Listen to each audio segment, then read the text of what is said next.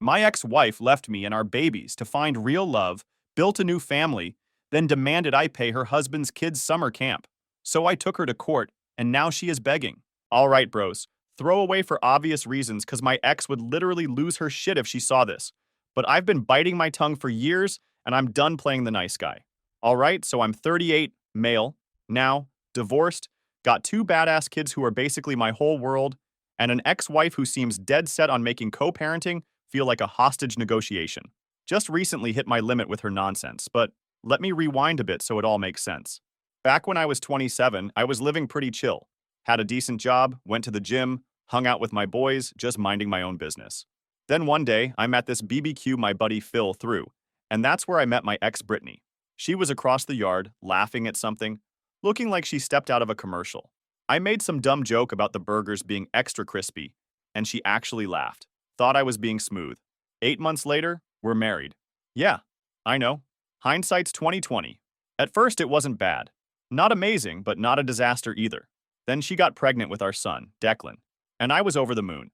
Like, genuinely the happiest I'd ever been. I still remember holding him for the first time. Little guy had my eyes and her nose, and I just stood there with him wrapped up like a Chipotle burrito, trying not to cry. Those early days were wild. I'd work all day, come home, and still pull the night shifts so she could sleep. One night, Declan just wouldn't chill. I walked circles around the living room for like 3 hours straight, singing everything I could remember. Dude finally passed out on my chest, and I just froze. Didn't want to move, didn't want to wake him, and honestly didn't care that I had work in the morning. I felt like, yeah, this is where I'm supposed to be. But something shifted after those early weeks. Brittany just changed, became distant, started finding flaws in everything I did. I'd come home from pulling overtime to help with baby expenses, and she'd barely look up from her phone. You didn't fold the laundry right, she'd say. The baby's been fussy all day, and you're just now walking in? Must be nice to escape. I'd be standing there, exhausted from a 10-hour shift, wondering what the hell happened to us. Still, I tried. Made breakfast before work, took night shifts with Declan, tried planning date nights. Nothing worked. There was this one night, maybe 3 months after Declan was born. I planned this whole surprise for her. Got my mom to watch the baby, made reservations at the restaurant where we had our first date, even bought her this necklace she'd been eyeing before she got pregnant. I was hyped, thinking this would be our turning point. I came home early with flowers, told her to get dressed up. Her response? She sighed like I'd just asked her to climb Everest. I don't feel like going out. Can't we just order pizza? I tried to hide my disappointment. I thought it would be nice to have some time, just us. Mom's already on her way to watch Declan. She rolled her eyes. Fine. Give me 30 minutes. Those 30 minutes turned into an hour of her scrolling on her phone while half-assedly getting ready. Dinner was awkward as hell. She spent most of it texting, barely making conversation. When I gave her the necklace, she said, "Thanks," with all the enthusiasm of someone being handed a grocery receipt, then asked if we could go home because she was tired. I remember driving home in silence, the necklace box burning a hole in my pocket, wondering if this was just a phase or if my marriage was already over. Then boom, she was pregnant again just as Declan was turning 1. That's when the real mess started. She'd be texting constantly, but if I walked in the room, she'd flip the phone over. Classic sketchy behavior. I'd ask who she was talking to, and she'd get defensive. What? I'm not allowed to have friends now? You're so controlling. I wasn't born yesterday. Something was off. The pit in my stomach got bigger every day. One night, I got up to check on Declan and saw the glow of her phone in our dark bedroom. It was 2 a.m. Who the hell texts at 2 a.m. except someone you're into? I didn't say anything but started paying more attention. She'd take her phone to the bathroom, step outside for fresh air during dinner. All the classic signs. After our daughter Zara was born, things got real shady. One night, Brittany's phone lit up while she was in the shower. Message from some guy named Jason at work. I miss talking to you too. Not subtle. Emotional cheating, no doubt. I didn't confront her right away, just observed. She started pulling away even more, always on her phone, cold as ice. One night after the kids were down, I brought it up. Something's off. We don't talk. We don't connect. Feels like we're just roommates now. She didn't even blink. I'm tired. I pushed out 2 of your kids in 2 years. Sorry, I'm not in the mood to play happy wife. This isn't about playing anything, I said. It's about basic respect. She snapped, maybe you should have thought about that before getting me pregnant again. I just stared at her. We both wanted Zara. Whatever. I'm going to bed. And just like that, the switch flipped. I was done chasing something that wasn't there anymore. But I kept showing up for the kids, handled what needed handling. But I stopped expecting anything from her. She wasn't my partner anymore, just someone I shared a roof with. And honestly, the silence was easier than the constant digs and cold shoulders. 4 months after Zara was born, I come home from work and there's effing divorce papers on the kitchen table. No discussion, no attempts at counseling, just, I'm done. I deserve better than this, she told me, standing there like she was the victim. You're cold and unavailable. I wanted to scream. I wanted to show her the 57 unanswered texts I'd sent her over the past month, asking if she was okay, if we could talk, if there was anything I could do. I wanted to point out I was the one getting up with the baby at 3 a.m. while she was too tired. But I looked at my kids, Declan barely 2 and baby Zara, and knew a nasty divorce would fuck them up. I remember that day like it was burned into my brain. I'm in the kitchen, holding the divorce papers, and it's quiet. Too quiet. Declan's on the floor building something with his blocks. Zara's knocked out in her swing, and I'm just standing there, looking at the end of the life I thought I was building. But frankly, I was already out. Emotionally, I'd been gone for a while. I looked at her and asked, So, is there someone else? Jason? She didn't flinch, just said, This isn't about another person. It's about us not working. It wasn't a denial. I knew then what I'd suspected for months. So I swallowed my pride and agreed to a 50-50 split of everything. Assets, custody, no child support since we both had decent jobs. I remember signing those papers feeling like I'd just cut out part of myself and handed it over. The hardest part was moving out, setting up a little place nearby, and sitting alone that first night while my kids slept across town. I sat on the floor of my new apartment. Just a mattress, a TV on a milk crate. I scrolled through pictures of the kids on my phone until the battery died, then just sat in the dark, wondering how the hell my life had imploded so quickly. Those early single dad days were brutal. I'd be pumped to see the kids, then instantly overwhelmed juggling a toddler and a baby. First time Zara got sick, I panicked and called my mom at 2 a.m. She calmed me down, told me it was just a fever. I stayed up all night watching her breathe. By morning, she was fine, and I knew I could handle this. The custody exchanges were awkward in the beginning. We'd meet in the parking lot of a Starbucks, barely making eye contact as we transferred car seats and diaper bags. Declan would cry sometimes when I had to leave him, which effing gutted me. Zara was too young to understand what was happening, but Declan knew something was wrong. Why don't you live with us anymore, Daddy? He asked one day, his little face serious. How do you explain divorce to a 2-year-old? Mommy and Daddy love you very much, but we decided we can be better parents living in different houses. He thought about this for a minute. Can I have 2 rooms? Kids, man. Resilient as hell. About a year after our divorce was final, Brittany met a new guy named Derek. Surprisingly, she didn't run to Jason, which basically showed me her true color. This dude Derek walks around like he's God's gift to parenting, despite being a part-time marketing consultant, which really means he works like 20 hours a week while Brittany pays most of the bills. They got married when Declan was 4 and Zara was just 2. And suddenly my kids had a stepsister, Lyra, who's the same age as Declan. Then they popped out another kid, Nathan, who's now 7. The first time I met Derek was at a preschool drop-off. I was helping Declan hang up his backpack when this dude in an Ed Hardy shirt, in 2016, seriously, walks up with Brittany. Hey, you must be the ex, he said, extending his hand with this smirk that made me want to punch him. I'm Derek, heard a lot about you. I shook his hand, keeping it brief. Wish I could say the same. He laughed too loudly. Well, the kids seem great. Declan's been teaching Lyra how to build with Legos. They're like 2 peas in a pod. Something about the way he said it, like he was already claiming my son, made my jaw clench. But I kept it civil for Declan's sake. That's nice. Declan's always been good at sharing, I said, ruffling my son's hair. I still remember the first time I dropped the kids off at their new place after their wedding. Brittany had decorated the front door with this wooden sign that said, The Johnson Ellis Blended Family, with all their names painted in different colors. My last name nowhere to be found, even though it's literally my kid's last name too. I said nothing. Just another battle not worth fighting. The real kick in the nuts was when Declan came home one weekend and casually mentioned Daddy Derek. Daddy Derek said he's going to teach me to ride a bike, he announced while we were eating dinner. I nearly choked on my pizza. Who's Daddy Derek?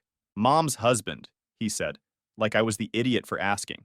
He said I can call him Daddy Derek because he's like my other dad now. I had to step outside for a minute to collect myself. When I came back, I kept my voice light. You know, bud, you already have a dad. Me. It might be less confusing if you called him just Derek. Declan shrugged. Mom said I have to call him Daddy Derek because it's respectful. That night, I sent Brittany a text. Can we talk about this Daddy Derek thing? I'm not comfortable with it.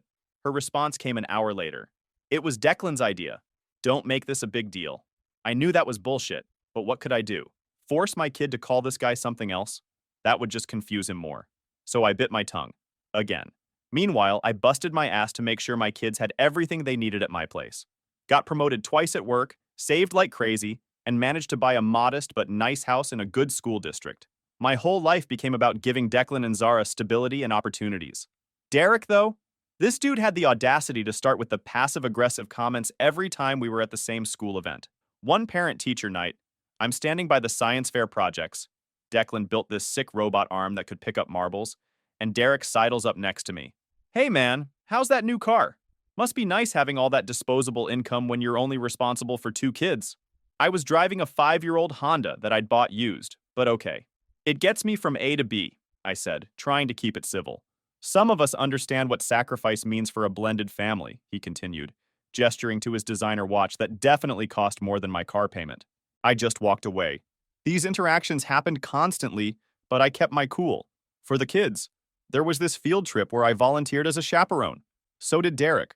6 straight hours of him talking loudly about the vacation they were planning to Hawaii, the new gaming system he bought all the kids, and how challenging but rewarding it is to raise 4 children. He kept referring to Declan and Zara as our kids when talking to other parents, which made my blood boil. During lunch, he sat across from me while the kids were playing. You know, the kids really struggle with the back and forth, he said, unwrapping his fancy-ass organic sandwich. Brittany and I have been thinking it might be better for them to have one stable home base and just visit you on weekends. I nearly choked on my water. Excuse me? He raised his hands. Just thinking about what's best for the kids, man. No offense. My custody arrangement isn't up for discussion, especially not with you, I said, keeping my voice low so the kids wouldn't hear. He shrugged. Just something to think about. Brittany says you've always put the kids first, so I figured you'd want to know they're struggling. It took everything in me not to flip the table. Instead, I got up and went to hang out with my kids, who seemed pretty far from struggling as they laughed and played on the jungle gym. The real problem started when Brittany began expecting me to treat all her kids as my own. It started with little shit, asking me to bring birthday presents for Derek's daughter when I came to pick up my kids. Don't you think it's rude to show up with gifts just for Declan and Zara when Lyra's standing right there? She'd say, like I was some monster for not buying presents for a kid who wasn't mine. Then it escalated to her suggesting I should take Lyra on outings when I had my weekend with my kids. It's confusing for the kids when you only take 2 of them, she'd insist. They're all siblings now. I tried to be diplomatic at first. I'm glad they're close, but my time with Declan and Zara is limited, and I want to focus on them. That didn't fly with her. Wow, way to make a little girl feel excluded. Real mature. This guilt-tripping shit went on for years. I kept my boundaries firm, but still got painted as the villain. Meanwhile, when I'd pick up my kids, they'd talk about how Dad Derek bought them all tickets to Disney, or how they went on a ski trip as a real family. One weekend, Declan was oddly quiet during our drive home. When I asked what was wrong, he finally admitted, Mom and Derek were talking about you last night. They didn't know I was listening. My stomach dropped. What did they say, buddy? He looked out the window. Derek said you're selfish and don't care about our whole family. Just about looking like the fun dad. I gripped the steering wheel so hard my knuckles went white. That's not true, Declan. I love you and Zara more than anything. I know, he said quietly. I told Mom that was mean, and she said I shouldn't repeat private conversations. I had to pull over because I was shaking with anger. I took a deep breath, turned around, and looked my son in the eye. Declan, I never want you to feel caught in the middle. If you ever hear something that upsets you, you can always talk to me about it, okay? No secrets. He nodded, and I could see the relief on his face. Okay, Dad. The subtle digs at me not being part of their real family made my blood boil, but I never said a word to the kids about it. They didn't need to be in the middle of adult bullshit. As the kids got older, Brittany's financial demands got more ridiculous. When they were 7 and 5, Declan and Zara both showed serious academic potential. I researched and found this amazing STEM-focused private school, Westridge Academy. Tuition was steep, $12,000 per kid per year, but worth every penny for the education they'd get. I brought up the idea of enrolling our kids in an elite STEM school and offered to cover 100% of their tuition to Brittany. Instead of being excited, she immediately turned it into a guilt trip about Lyra. Said it wouldn't be fair if all three didn't go and called it divisive. She tried to pressure me into paying for Derek's kid too. I held my line, told her I'd pay for Declan and Zara, and the rest was on them. She was furious, but guess what? They still enrolled Lyra, using Derek's parents' money. These conversations happened constantly. Every expense, every opportunity, every gift I provided for my kids became a battleground where I was expected to extend the same to their bonus siblings. Last spring, something finally made me snap. My kids, who are so brilliant BTW, got selected for this super elite tech camp called Tech Future in Colorado. Only 40 kids nationwide got in. 40. And my two were among them. Declan's a coding prodigy who built his own mods for Minecraft by age 9. And Zara's this robotics genius who won the state competition with a trash-sorting robot she designed. I was so goddamn proud I nearly burst. They worked their asses off on the applications, staying up late finishing demo projects, writing essays, the whole nine. I still remember when we submitted the applications. We were at my kitchen table, Declan nervously checking for typos, Zara bouncing in her seat as she uploaded videos of her robot in action. "What if we don't get in, Dad?" Declan asked, his finger hovering over the submit button. "Then we try again next year. But I think you've got this," I told him. When the acceptance emails came a month later, we were all together at my place. I let them check my email after dinner. The screams when they saw "congratulations" could probably be heard 3 blocks away. Zara literally did a victory dance on the couch, and Declan kept reading the email over and over like he couldn't believe it. I took them out for ice cream and promised them new laptops for camp. Their excitement was infectious. It was one of those perfect moments as a parent when all the sacrifices feel worth it. The program cost $7,800 per kid, plus flights and gear, almost $20,000 all in. I didn't even hesitate. I've been saving specifically for their education since the divorce, driving an old car, living in a smaller place than I could afford, skipping vacations, all so they could have opportunities like this. When I mentioned it to Brittany during our monthly co-parenting check-in, her reaction told me everything. She didn't say congrats or act excited for them. She got this calculating look that made my stomach drop. "So, Lyra is also interested in robotics," she said, completely ignoring our kids' achievement. "Yeah," I replied, already sensing where this was going. "I think it would be really good for all three of them to have this experience together." I took a long sip of my coffee before answering. "Brittany, this isn't a family vacation. Declan and Zara earned spots in a competitive program." She leaned forward, lowering her voice. "Well, there must be a way to get Lyra in too, and you should cover it since you're paying for Declan and Zara." I actually laughed, thinking she was joking. She wasn't. "You want me to pay almost $8,000 for your husband's kid to go to camp?" I asked, just to clarify I wasn't having a stroke. "Our kids are siblings," she insisted. "It's damaging to them when you create these divisions." "No, what's damaging is teaching them that achievements don't matter, and that they're entitled to things they didn't earn," I shot back. Her face hardened. "Is that how little you care about their relationship with their sister? They're going to resent each other because of you. They're going to resent you if you keep trying to take away special moments they earned," I said, keeping my voice firm. "This isn't up for discussion." She stood up, gathering her purse. "We'll see about that. Don't be surprised if the kids start saying they don't want to go without Lyra." "Are you seriously threatening to manipulate our kids over this?" She gave me a cold smile. "I'm just saying that families should stick together. Maybe you've forgotten what that means." I left that coffee shop with my hands shaking, not from fear, but from restraining myself from flipping the table. The freaking audacity, man. The next day, Declan called upset. Brittany had told him they shouldn't go to camp if Lyra couldn't. Classic guilt trip. I reminded him he and Zara earned their spots and shouldn't give that up. He still wanted to go, just needed to hear it was okay. After the call, I texted Brittany to cut the manipulation. She replied with a thumbs down emoji. Real mature. But if you think that was the end of it, you don't know Brittany. 2 days after the camp discussion, I'm at work, crushing this presentation I've been prepping for weeks when I received a text from Derek. "We need to talk about your contribution to the family housing situation." I nearly choked on my coffee. What the actual hell? I ignored it. Figured it was some power move bullshit that would blow over. But that Friday, when I picked up the kids, Brittany handed me a printed spreadsheet along with a letter. Like we're in the goddamn 90s or something. While the kids grabbed their bags, I looked at the spreadsheet. Basically, it was highlighting 50% of their $2,400 rent. She claimed my nicer neighborhood was creating an unequal environment for Declan and Zara, and said I should cover half their rent for consistency. I reminded her that my house, my money, and their living situation was none of my business. She doubled down, saying it was about the kids' well-being, as if I hadn't sacrificed everything to give them stability. Then Derek showed up like her backup singer and had the nerve to say a real man would support their whole household. That was the moment I realized this wasn't about the kids. It was about them wanting me to bankroll their life. I felt a wave of heat rush through me. The effing audacity of this dude questioning my manhood while asking for my money. I've never been in a fight as an adult, but in that moment, I understood why people throw hands. You know what a real man does, Derek? I said, stepping closer. He pays his own bills instead of asking his wife's ex-husband to subsidize his lifestyle. Derek's face went red. Watch yourself, man. The kids are nearby. Then maybe don't start shit during pickup, I shot back. And for the record, a real man doesn't use children as pawns to extort money. Brittany stepped between us. This isn't extortion, it's co-parenting. But clearly you only care about yourself. I laughed. A genuine, this is so absurd laugh. Co-parenting doesn't mean I pay your bills, Brittany. It means we both take care of our children. Our children. Not Derek's kid, not your new baby. Declan and Zara. I called the kids to leave.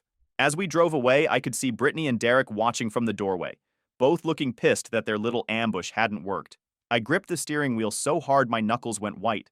Dad, are you okay? Zara asked from the back seat. I forced a smile. Yeah, kiddo. Just thinking about what movie we should watch tonight. Back at my place after the kids were in bed, I sat on the back porch with a beer, feeling like I was going crazy. I called my buddy Phil, who'd been through a similar divorce situation. Dude, am I being an asshole here? Should I be helping them financially? Phil didn't hesitate. Fuck no. You pay for your kids' expenses, school, health insurance. That's your responsibility. Their household bills are their problem. But what if the kids are suffering because their house isn't as nice? Are they suffering? Do they have food, clothes, their own beds? Yeah, of course. Then they're fine. Kids don't care about square footage, man. They care about being loved and safe. Don't let them gaslight you. He was right, of course. But the guilt trips were so constant, so relentless, that sometimes I questioned my own sanity. Was I being selfish? Was I hurting my kids by not playing along with this one big happy family fantasy? I stayed up half the night before finally remembering that having boundaries doesn't make me a bad father. Little did I know, this was just the warm-up for what came next. A week after the rent stunt, I showed up to what I thought was a normal parent-teacher meeting, coffee in hand, ready to hear how well my kids were doing. Instead, I walked into an ambush. Brittany, Derek, and the counselor all sitting there with serious faces. Turns out Brittany turned it into a surprise intervention. She claimed my inconsistent parenting was emotionally harming the kids, because I only take my own kids on outings, won't pay for Lyra, and live in a nicer house. Basically, I was being accused of not funding their fantasy of one big happy unit. I sat there in disbelief as Derek whipped out his phone and started showing photos from their family vacation to San Diego. See how happy all 4 kids are together? But then when he takes just Declan and Zara, it creates this artificial separation. My face felt hot. Every instinct was screaming at me to walk out, but I forced myself to stay. Brittany jumped in, acting like she was on stage, fake tears and all, claiming Declan came home crying because he felt guilty Lyra couldn't go to camp. Total fiction. The kid had been bouncing off the walls about it for weeks. Then Derek piled on, saying Zara's been acting out because I treat her differently from her siblings. The same guy who barely knows her schedule suddenly thinks he's got insight into her emotions. That's when I cut through the noise. I told them straight. Zara doesn't have siblings at my house. She has a brother, Declan. That's not confusing. That's the arrangement they agreed to when they signed the divorce papers. Brittany shot back, you refuse to acknowledge their blended family reality. I reminded her their reality is 2 households. That's what they wanted. That's what we live. Then Derek leaned forward and said, you're just threatened because they have a complete family with us. But punishing the kids because of your insecurity isn't fair. I locked eyes with him. A complete family? You mean the one where you tell my son you're stuck with him? The one where my daughter gets guilt-tripped for being accepted into a program she earned on her own? That's your definition of complete? Brittany started gasping like I'd just insulted her bloodline. I shut it down fast. Save it. I've seen the messages. I've heard it from the kids. This isn't about emotional health. It's about you trying to control the narrative. And my bank account. They kept circling the same script, playing victim, painting me as the villain for not towing their fantasy of one big happy unit. And when that didn't work, that's when Brittany dropped the mask completely. If you can't see how your behavior is harmful, We might need to revisit the custody arrangement. We're prepared to file for primary custody on grounds of emotional neglect. The room went silent. I felt like I'd been dunked in ice water. They were threatening to take my kids away because I wouldn't pay for their stepdaughter's summer camp? Because I wouldn't subsidize their rent? Let me be crystal clear, I said, my voice calm despite the rage building inside me. I have never and will never neglect my children. I've provided them with every opportunity within my power. I've been there for every important moment of their lives. If you're suggesting otherwise, you'd better have evidence beyond the fact that I won't pay for Derek's kids' summer camp. Brittany smirked. We have plenty of documentation about your unwillingness to support a healthy blended family environment. The courts take that very seriously these days. Something inside me snapped, not in a rage way, but in a crystal clear clarity way. I'd been playing defense for years, trying to keep the peace, biting my tongue. And for what? So they could try to take my kids? I stood up, collected my things calmly, and looked Brittany dead in the eyes. We're done here. Any further communication about custody can go through my attorney. I walked out, my heart hammering in my chest. Got to my car, closed the door, and just sat there for a minute, hands shaking. They were threatening to take my kids. My kids. I felt this weird mixture of panic, rage, and oddly enough, relief. Relief because finally, the gloves were off. No more gray areas, no more benefit of the doubt. I made 2 calls from the parking lot, one to the best family law attorney in the city, and another to my buddy Phil, who works in digital forensics. For the next month, I went full stealth mode. On the surface, nothing changed. I kept the same custody schedule, stayed civil during pickups and drop-offs, and didn't engage with any of Brittany's baiting texts. I'd smile and nod and act like nothing was wrong. But behind the scenes, I was building a freaking fortress. Phil recovered all deleted texts between Brittany and me going back 3 years. Every manipulative message, every demand, every threat. All documented. I gathered financial records showing everything I'd paid for the kids since the divorce. School tuition, medical bills, extracurriculars, everything. I recorded every pickup and drop-off conversation, legal in my state with single-party consent. I collected the rent demand letter and other written requests. I had my attorney draft affidavits from teachers and coaches about my involvement in the kids' lives. One particular afternoon stands out. I was at Declan's coding competition, sitting in the audience, when I spotted Derek and Brittany across the room. They didn't see me. I watched as Derek checked his watch repeatedly, looking bored while Declan was presenting his project on stage. After Declan finished, Derek immediately stood up and started heading for the exit while Brittany was still clapping. I recorded the whole thing on my phone. I even installed a dash cam in my car that recorded conversations during pickups, catching gems like Derek telling the kids, "Your dad just doesn't understand how families work," and Brittany saying, "Maybe if we ask Santa, he'll convince your dad to stop being so selfish about the camp." My lawyer took one look at the stack of evidence I handed over and started organizing it like she'd been waiting for this moment. No questions, no hesitation, just straight to work. Every receipt I kept, every line they crossed, she lined it all up like chess pieces. I didn't need a pep talk. I could tell by the way she moved. This case was solid, and they were about to find out exactly how badly they miscalculated. I'd stay up late after the kids went to bed, organizing all this evidence, writing down every detail I could remember from past conversations. Some nights I'd get so caught up that I'd realize it was 3 a.m. and I had to be up for work in 3 hours. I was running on fumes but driven by this primal need to protect my relationship with my children. There were definitely moments of doubt, times when I'd wake up at night in a cold sweat, wondering if I was being petty or if this would hurt the kids in the long run. But then, I'd remember that I didn't start this fight. They did. They threatened to take my kids. There's no coming back from that. Meanwhile, Brittany got bolder, thinking her threats had worked. She sent me a formal email, which went straight into my evidence folder, demanding I pay $8,500 for Lyra to attend a comparable summer program to make things equitable. I didn't even dignify it with a response. Then she started CCing her sister and mother on emails about the kids, creating this echo chamber where they'd all reply all about what a terrible father I was for not supporting the whole family. My favorite was from her mother.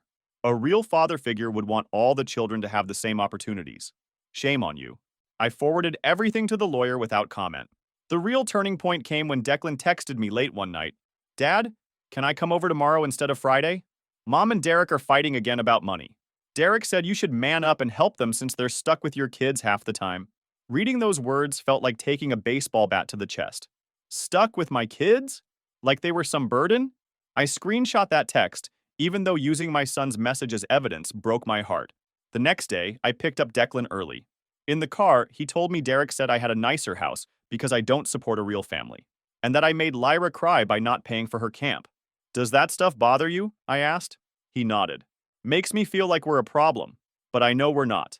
That was it. Final straw. I filed for 70-30 custody with strict communication boundaries and all contact going through a court-monitored app. When they got served, my phone blew up. Calls, texts, even her mom chiming in. I didn't respond to any of it. 2 days later, Brittany cornered me. Is this about the camp? I told her flat out. No. This is about you and Derek weaponizing our kids because I wouldn't fund your life. She stammered some weak denial. I shut her down. Save it for the judge. From now on, talk to my lawyer or use the app. A week later, Derek tried to confront me in the school parking lot, throwing out the usual jabs about lawyers and calling me selfish. I didn't even give him eye contact, just nodded toward the dash cam recording everything. That shut him up fast. He walked off without another word. The weeks leading up to the hearing were tense AF. Brittany started love-bombing the kids, buying them gifts out of nowhere, taking them to amusement parks on school nights, letting them stay up way past bedtime. Classic alienation tactics. I documented everything, but didn't say a word to the kids about it. Meanwhile, I just kept our routine stable. Homework first, then fun, regular bedtimes, home-cooked meals, the boring, consistent parenting that kids actually need. My lawyer prepared me for what to expect.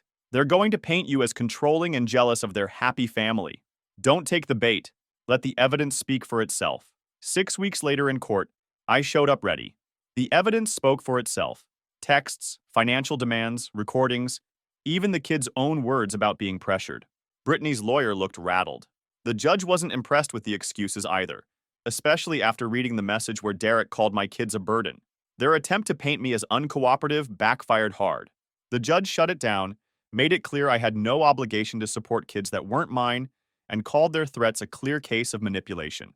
In the end, I got 70-30 custody, strict communication rules, and official confirmation I owed nothing for their so-called blended family. Bonus? They had to cover all my legal fees. Every cent of the $14,380. Walking out of that courtroom, I didn't feel like I'd won. I felt like I'd finally stopped letting them write the rules. After the court dust settled, I bought a house closer to the STEM Academy. Modest, efficient, and fully ours. I set up a tech room for the kids, gave them their own space, and on day one, we built gaming rigs and stayed up way too late playing Minecraft. That night, pizza on the floor and sleeping bags. No furniture yet, and more peace than I'd felt in years. All communication went through the parenting app from then on. No surprise texts, no fake emergencies, no emotional blackmail. Brittany hated it. I didn't care. Everything was on record now. The kids thrived, more relaxed, more open, no more walking on eggshells. Zara even asked if it was okay to be happy with me. I told her it always was. While they unpacked, I had a courier drop the $14,380 legal bill at Brittany and Derek's place, along with a note, "My commitment is to my kids, not your lifestyle." Petty? Maybe. Necessary? Absolutely. Declan and Zara crushed that tech camp. They got invited back as junior mentors. I sent the acceptance through the app. No commentary. Just results. 6 months out, things are calm. Declan got into an elite coding program at 13. Zara's robotics team is heading to nationals. And me?